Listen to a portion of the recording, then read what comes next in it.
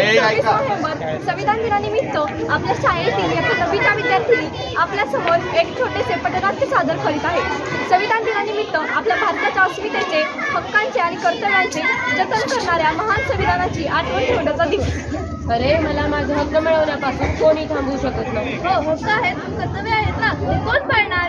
थांबा, हक्क आणि कर्तव्यांचे भांडण नको। अगोदर आपण समजून घेऊया। आपल्या संविधानात दोन्हीचा सुंदर समतोल दिलेला आहे। मी स्वातंत्र्य, हक्क मिळाले म्हणून मी आले, माझ्यासोबत जबाबदारीही येते, हे विसरू नका। मी भारतीय संविधान, मी तुम्हाला 5 मूलभूत हक्क देते। पहिला समानतेचा हक्क, दुसरा स्वातंत्र्याचा हक्क, तिसरा शोषणाविरुद्धचा हक्क, चौथा धर्म स्वातंत्र्याचा हक्क आणि 5वा घटनात्मक उपायांचा हक्क। पण त्याचबरोबर मूलभूत कर्तव्य पाळणे गरजेचे आहे। हो, आम्ही फक्त हक्क मागत होतो आणि कर्तव्य विसरलो। आजपासून हक्काची पाळतो। संविधान फक्त पुस्तक नाही, ते आपल्या देशाचा श्वास आहे।